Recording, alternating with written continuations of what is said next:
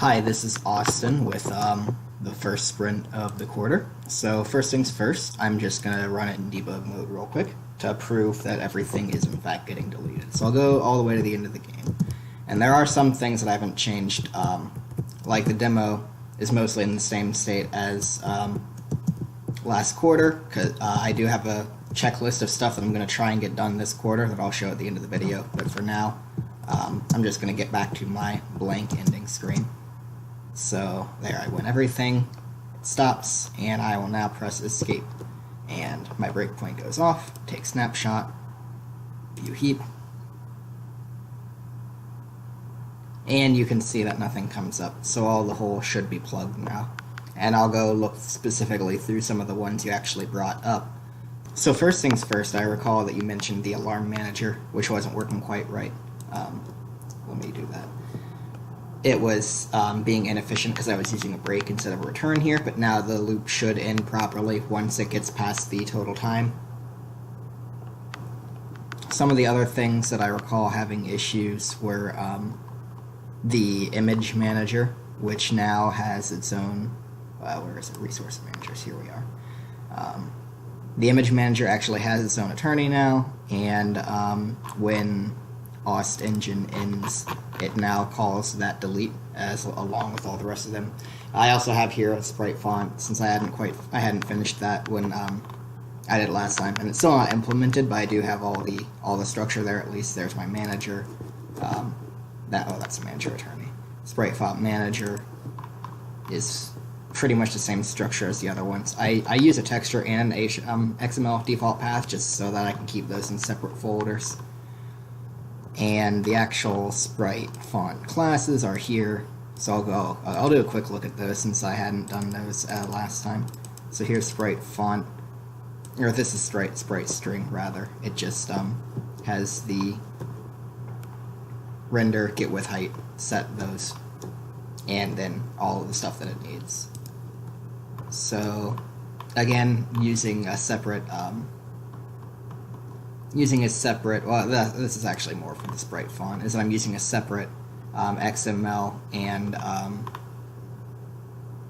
and graph, and a texture path. That's the word I'm looking for. So that's here, and it gets the texture manager and then gets the XML. So, and then all that's just the copy pasted code, and then the destructor, which you can tell works because nothing was coming up.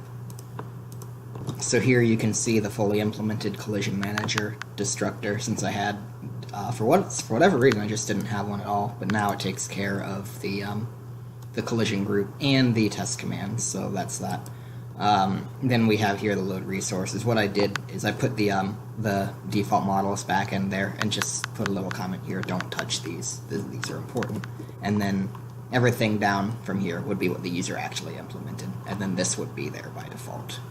And I'm not going to look at every single thing in the game classes, but I do want to show that I did put virtual destructors in, again, as you can probably tell from the fact that nothing was leaking. Actually, you commented that you found multi-line functions, and I did a quick pass, and I didn't see any, so I don't know if I had fixed those after I uploaded the video, or if it doesn't really matter. At any rate, there shouldn't be any now. Only one lines like this. So I'm going to look quickly at a little document I have drawn up about some of the stuff that I want to put in the demo. So my thoughts were, do the independent turret rotation that you talked about at several points. Make it so that your health doesn't refill between stages. And then explosion effects, possibly using the particle system for player, enemy, and bullet whenever they die. Have some ideas for different enemy types. Going to keep the one I have now. And adjust it so that they won't just drive towards you forever. They'll stop once they get close enough. A kamikaze enemy that would still try to run into you and just slam into you and kill itself and hurt you. And then a boss enemy, which is just like the regular tank, but probably bigger, takes more hits, does more damage. And then I want to add to the enemy AI so that it can rotate its turret as well. It wouldn't shoot if it weren't close, or if it weren't rotated close enough, or if the enemy itself weren't close enough to you to actually hit you. So that's not just firing constantly. I need a model for the bullet since I don't have one. Right now I'm just using the B-Sphere wireframe from the visualizer as the model, and obviously that's not good. I'd probably make that myself, just a really simple one like I did with the tanks, because I like to do that.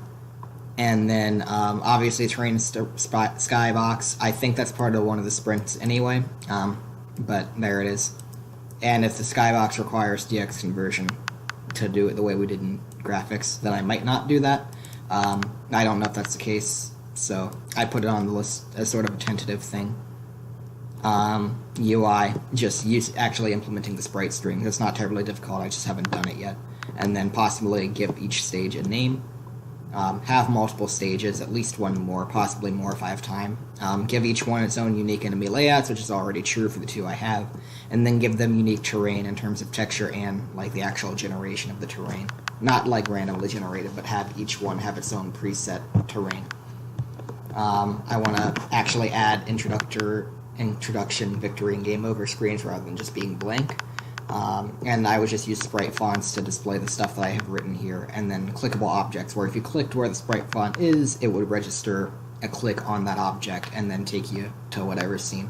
So new game, load game, exit, which might not be necessary because you can just exit with escape and then play again and exit, and then probably draw some bad art myself for the backgrounds of those. So that should be everything that we talked about since the personal project was covered in class. So that's everything. Talk to you next time.